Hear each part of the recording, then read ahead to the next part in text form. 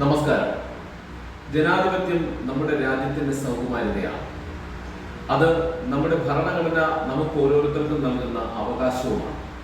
എന്നാൽ ആ ജനാധിപത്യത്തെ അവഹേളിക്കുന്ന വാർത്തകളും കാഴ്ചകളുമാണ് കഴിഞ്ഞ ഒരാഴ്ചക്കാലമായി നമുക്ക് കാണുവാൻ വേണ്ടി സാധിക്കുന്നത്.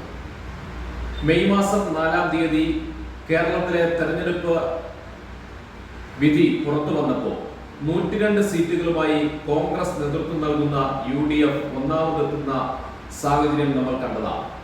എന്നാൽ 7 രാത്രികൾ ഇരുട്ടി വെളുത്തിട്ടും ഒരു മുഖ്യമന്ത്രിയെ കേരളത്തിന് മുന്നിൽ അവതരിപ്പിക്കുവാൻ കഴിയാത്ത അവസ്ഥയിലാണ് ഇന്ന് കോൺഗ്രസ് നിലനിൽക്കുന്നത്. കോൺഗ്രസിനെ സംബന്ധിച്ച് ഇത് പുതിയ കാര്യമല്ല. രാജ്യത്തുടനീളം ഇത്തരത്തിൽ ജനാധിപത്യത്തെ ആക്ഷേപിക്കുകയും അവഹേളിക്കുകയും ചെയ്യുന്ന നടപടികളാണ് കോൺഗ്രസ് സ്വീകരിച്ചു വരുന്നത്.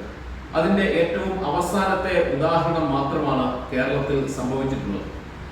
അതുകൊണ്ട് കോൺഗ്രസിനെ സംബന്ധിച്ചിടത്തോളം ജനങ്ങളെ കബളിപ്പിക്കുകയും ജനങ്ങളെ തെറ്റിദ്ധരിപ്പിക്കുകയും അധികാരത്തിന് വേണ്ടി വടംവലികൾ നടത്തുകയും അതിലൂടെ അഴിമതികൾ നടത്തുകയും ചെയ്യുക എന്നത് കോൺഗ്രസിന്റെ സ്ഥിരമായ നയമാണ്.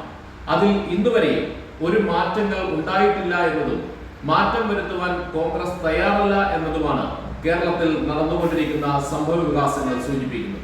അതുകൊണ്ട് ഒരു കാര്യം മാത്രമാണ് സൂചിപ്പിക്കുവാനുള്ളത്. കോൺഗ്രസ് നിങ്ങളുടെ അടിയും വഴക്കും വടംവലിയും ഏറ്റവും കൂടുതൽ അഴിമതി ആരാണ് നടത്തുന്നത് എന്ന ചിന്തയും എല്ലാം നിങ്ങൾക്ക് നടത്താം. പക്ഷേ അത് കേരളത്തിലെ ജനങ്ങളുടെ ജനാധിപത്യ മനോഭാവത്തിന് നേരെയുള്ള പുച്ഛം മാത്രമായിരിക്കരുത് എന്ന് മാത്രമാണ് ഈ അവസരത്തിൽ ഓർമ്മിപ്പിക്കുവാനുള്ളത്.